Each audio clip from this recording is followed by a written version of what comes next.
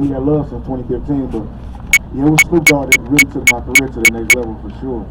Definitely. Like he found me in 2015, came out to the east side of Detroit, and ever since then he's been rocking with me. Vezzo, let me ask you this: as far as you talked about, it's more beneficial to be an independent artist, but what are some things that people don't really think about when they think that they go independent? I know you got to promote your music yourself. You got to put a lot of money into it. You got to invest in it. So, what are some things that people might not be considering on the independent side? I mean, the most important part is what you said. You got to spend that money. You really genuinely got to invest in yourself. You know what I mean? If you spend a little bit, that's what you're gonna get out of it. If you spend way more, you spend a lot of money, you're gonna get a lot out of it. But it's more than just dumping a bunch of money in there. You got to put the work ethic behind it, and you can't spend money frivolously. You know what I mean? You gotta make sure everything adding up, making sense. I really thought that it was gonna be a huge difference signing to a major, but honestly, bro, it wasn't. You know what I mean? Like everything a major do is huge. They do it big. They go in all the way. But that only come after the artist put that first part of their grind in, put that initial grind in. And I feel like at that point, once you do the leg work to where you got a brand, you got a name, and you making a couple dollars, it really don't make sense to go to a major. Certain artists, yes, it makes sense. Like for me, I think like R&B artists or rock artists and pop artists, it makes sense for them to be with majors. But people that's in my type of genre, the music I make, it's really no difference, you know what I mean? It's the same amount of work. However, you just coming out of your own pocket. But when you make the money back, you're seeing way more than what you would have made back if you wasn't investing your own cheese. So like, what's the most beneficial way to spend money? Like, is it to pay DJs? Is it to, like, how, is it a feature? Is it a producer? Like, what do you think the most beneficial way for an artist to spend their money? Without a doubt, is marketing. Period. I think you need to get a team around you, and you got to pay the folks you got around you. You get you a big, strong team around you, and everybody work, everybody attack what they good at, and go with whatever their attribute is, and you dump the money into the people around you, and let them do the work, all while you doing the work as well. But for sure, it's marketing, promotion. That's the main thing. Yeah. Let's talk about creating the skit, right? Because I watched the voiceovers. It takes time, man. Let's talk about the amount of work that goes into you creating, right? Is it something that you're doing every day? Is it something that you're sitting down, you're writing it, or you're working with writers? What is that process like for you? To be honest, I've never written a skit. I really just cut the camera on and I just go.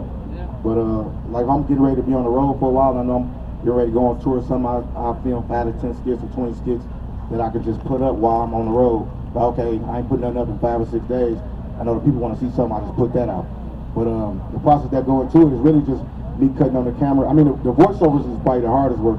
It's probably awkward because a lot of the video would be silent, and then they'd be like, "What are you doing?" But then I gotta put the voiceover, so it's like an awkward humor. But once I put the voiceover on it come to life. You become a full director when you do some of these skits. You said something, I don't want that to go over people's heads. You said, when I'm going on tour.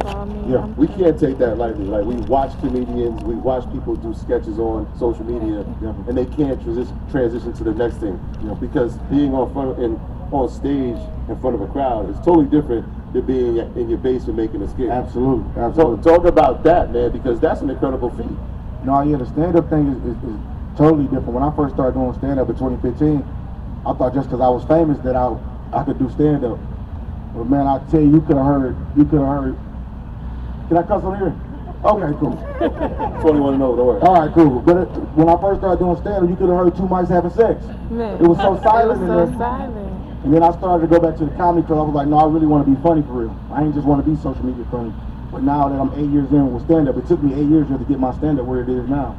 You know what I'm saying? But it's definitely a hard process. That stage, because like with the skits, I can go back and reshoot that. On the stage, it's like right now, you gotta be funny right now. Like people standing right now, you gotta be funny right now. Or they not coming back to see you. So yeah, that's the difference. So, Vezzo, let me ask you this: as far as a label owner, what was your process in starting a label, and what some of the challenges? As opposed, an artist is one thing, but managing people and signing artists is a whole different thing. So, what's that look like for you being a label owner? Managing people that's the hardest part of owning a record label. You know what I mean?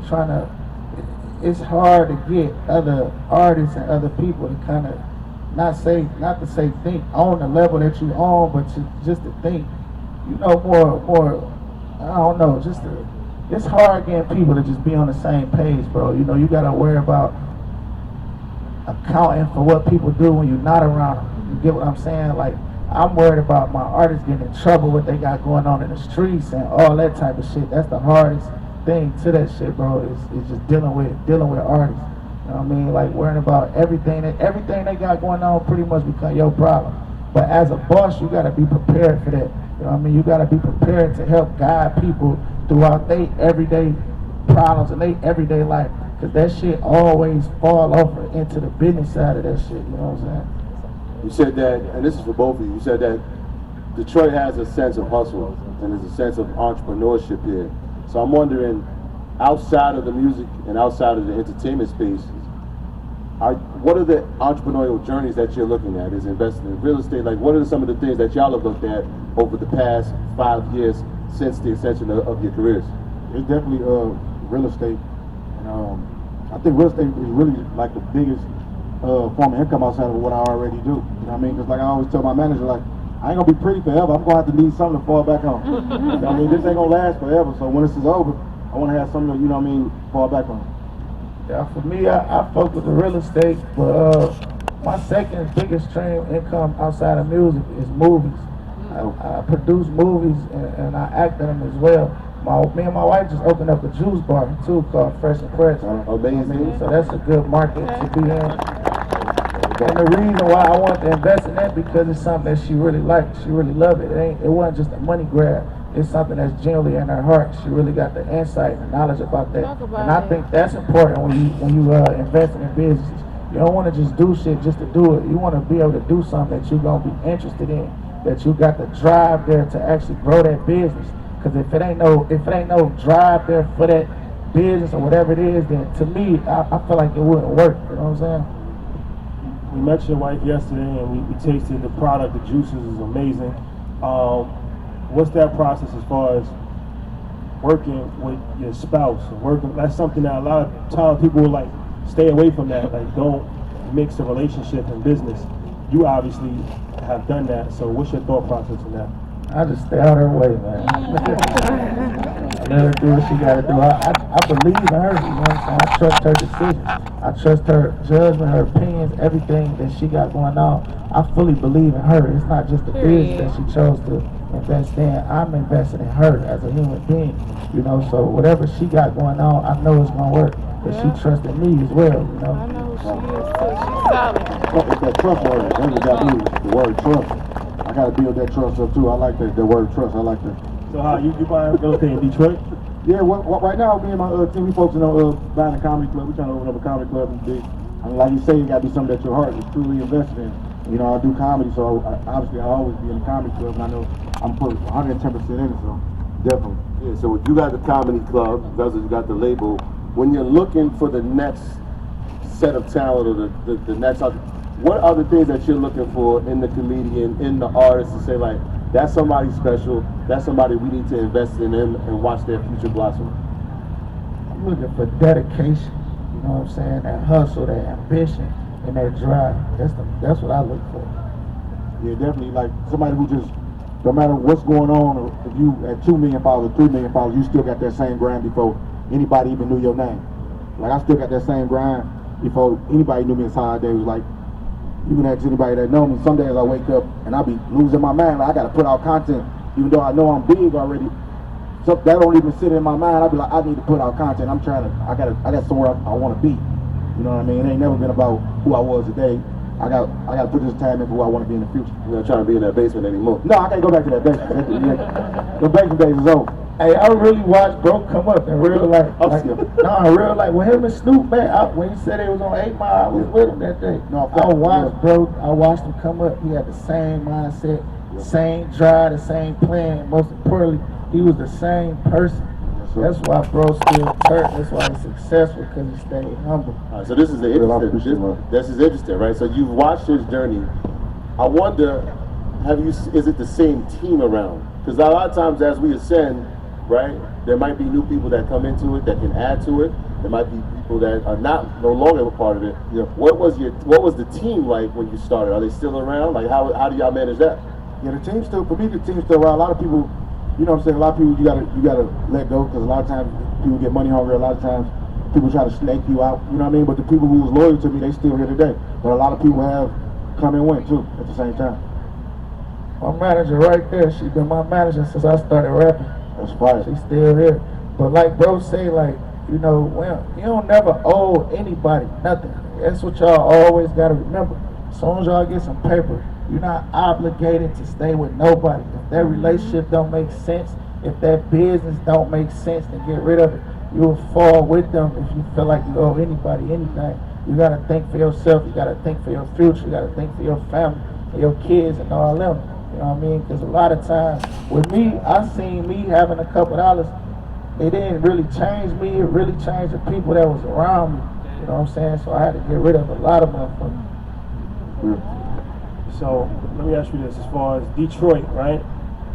Somebody said the other day, yesterday to us, it was like the comeback city, and I was like, "What do you mean the comeback?" I didn't really understand it, and they were saying like, you know, they had a lot of adversity, people counted it out, but now it's on the rise again. Yeah. So what's your thoughts on the current state of Detroit, and where do you see the city going?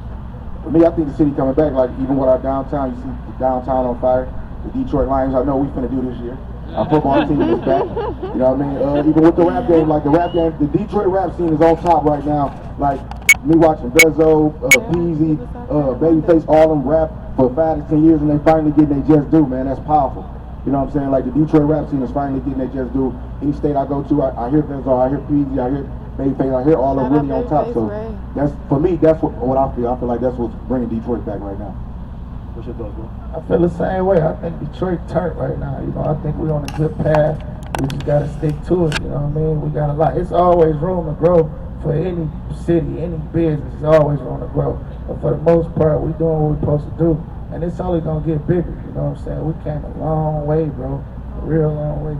This is true. I wonder when y'all watch the rap scene, right? When you talk about all these artists, you said Peasy, Babyface, even Sean and M.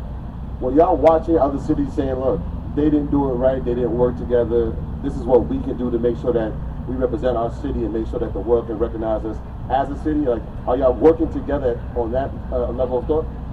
We for sure was thinking like that. Me, Peasy, and Ray, we used to be a rap group called Team Eastside. You know? Heard about that, yes. Yeah, we was a rap group. We rapped together for some years. And we set out a plan. Everything that we're doing now, we talked about it. We wrote it down, you know what I mean? We had meetings about it. We made it happen. I always look for what the person before me had done wrong, so I can not do the same thing that they did, you know what I mean? So I think it's important that you look at what somebody else ain't doing right, so you don't make the same mistake. Make some noise for Ha Davis and Icewear Vezzo. Appreciate you guys, man. Before we leave, a couple songs? Can we get that? What we doing? Let's get it. Let's do it.